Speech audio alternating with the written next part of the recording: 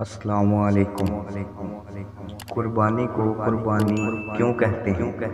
حکیم الامت حضرت مولانا اشرف علی تھانوی نور اللہ فرماتے ہیں، قربانی اصل میں قربان سے ہے، یعنی قربانی اس چیز کو کہتے ہیں جس کے ساتھ انسان خدا تعالیٰ کا قرب ڈھونڈتا ہے۔ چنانچہ کہتے ہیں، قربت اللہ قربانہ، میں نے اللہ کے لیے قربانی دی، چونکہ انسان قربانی سے قرب الہی کا طالب ہوتا ہے، اس لیے اس بال کا نام بھی قربانی ہوا۔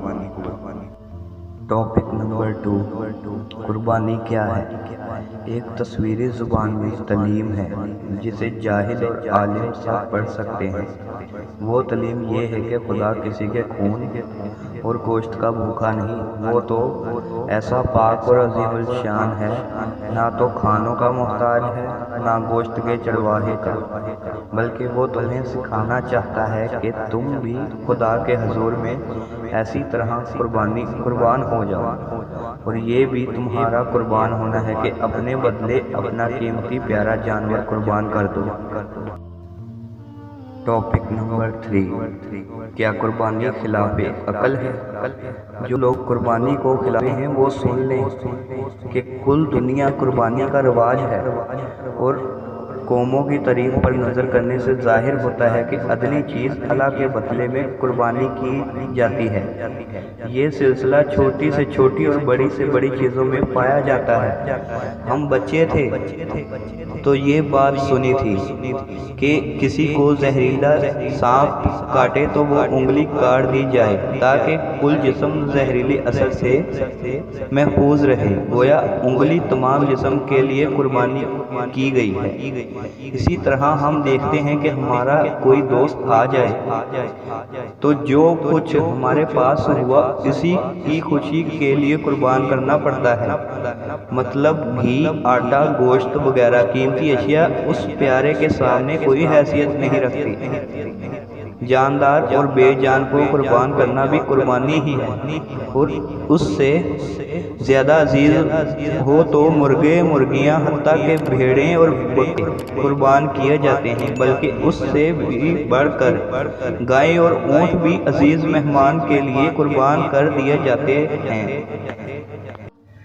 طب میں دیکھا گیا ہے کہ وہ قومیں جو اس چیز کو جائز نہیں سمجھتی کہ کوئی جاندار قتل ہو، وہ بھی اپنے زخموں کے سینکڑوں کیڑوں کو مار کر اپنی جان پر قربان کر دیتے ہیں۔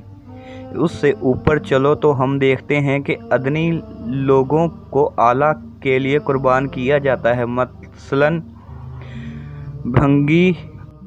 بھنگی کے تمام قوموں کی عید ہی کا دن ہو، مگر ان بیچاروں کے سپرد وہی کام ہوتا ہے، بلکہ ایسے ایام میں ان کو اور زیادہ تاکید ہوتی ہے کہ لوگوں کی آرائش اور آرام کی خاطر کوئی گندگی کسی گزرگاہ میں نہ رہنے دیں، گویا ادنی کی خوشی اعلیٰ کی خوشی پر قربان ہوئی۔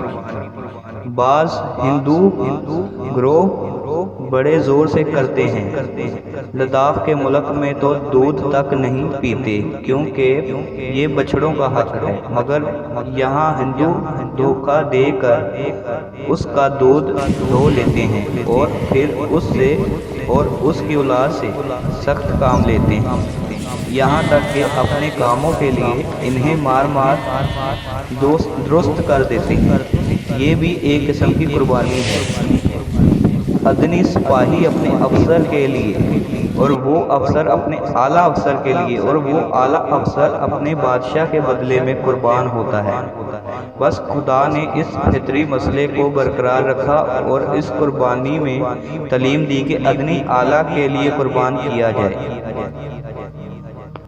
ٹاپک نمبر 4، قربانی اسلام کا ایک عظیم، عاشقانہ اور بے حد فضیلت والا حکم ہے۔ ہر زمانے میں مسلمانوں نے نہایت محبت و عشق اور اہتمام سے اس حکم کو پورا کیا، اور پورا سال اس کی تیاری اور انتظار میں گزارا، مگر اس زمانے کے ذہین اور نہاد روشن خیالوں نے مسلمانوں کے دلوں سے قربانی کی اہمیت کم کرنے کے لیے ایڑی چوٹی کا زور لگا رکھا ہے۔ اس لیے اس بات کی ضرورت بڑھ گئی ہے کہ مسلمانوں کو عید الاضحیٰ کے موقع پر قربانی کی اہمیت اور فضیلت پوری قوت کے ساتھ بیان کی جائے اور انہیں متحد منافعات پروپگنڈے سے محفوظ رکھا جائے۔ قربانی حضرت ابراہیم علیہ السلام کی سنت ہے۔ انہوں نے اللہ پاک کے حکم پر اپنے اکلوتے بیٹے کی گردن پر چھری چلا دی اور عشق کے امتحان میں کامیاب ہو گئے۔ آج ہم سے بیٹے کی گردن پر چھری چلانے کا تقاضا نہیں کیا گیا، بلکہ اپنے پاکیزہ مال سے ایک حلال جانور خرید کر ذبح کرنے کا حکم دیا گیا ہے۔ ہمیں چاہیے کہ ہم پورے ذوق و شوق اور اہتمام کے ساتھ اس حکم کو پورا کریں اور اس میں بڑھ چڑھ کر حصہ لیں۔ حضرت عائشہ صدیقہ رضی اللہ تعالیٰ عنہ فرماتی ہیں کہ رسول اللہ صلی اللہ علیہ وآلہ وسلم نے ارشاد فرمایا، یوم النحر یعنی عید الاضحیٰ کے دن اولاد آدم کا کوئی عمل اللہ تعالیٰ کو قربانی سے زیادہ محبوب نہیں ہے، اور قربانی والا جانور قیامت کے دن اپنے سینگوں اور بالوں کو کھروں کے ساتھ آئے گا، اور قربانی کا خون زمین پر گرنے سے پہلے اللہ تعالیٰ کی رضا اور قبولیت کے مقام پر پہنچا۔ بس اے اللہ کے بندوں، پوری خوش دلی کے ساتھ قربانی کیا کرو۔ حضرت زید بن ارقم رضی اللہ تعالیٰ عنہ بیان فرماتے ہیں کہ رسول اللہ صلی اللہ علیہ وسلم کے صحابی نے عرض کیا کہ یا رسول اللہ، یہ قربانیاں کیا ہیں؟ صلی اللہ علیہ وآلہ وسلم نے ارشاد فرمایا، والد ابراہیم علیہ السلام کی سنت ہے۔ صحابہ اکرام نے عرض کیا کہ ہمارے لیے ان میں کیا اجر ہے؟ آپ صلی اللہ علیہ وآلہ وسلم نے ارشاد فرمایا کہ ہر بال کے بدلے ایک نیکی۔ صحابہ اکرام رضوان اللہ علیہ نے فرمایا کہ اون کا بھی یہی حساب ہے؟ آپ نے فرمایا ہاں، اون کے ہر بال کے بدلے بھی ایک نیکی۔ مسلمان تو شروع سے ہی قربانیاں ہی دیتے آ رہے ہیں، اور ہم پر فرض ہے کہ ہم ہر طرح کی قربانی دیں اور اللہ کی خوشنودی حاصل کریں، اللہ تعالیٰ کی رضا میں خود راضی ہوں، اور ہر طرح کا حساب و کتاب اللہ تعالیٰ کے ساتھ برقرار رہے۔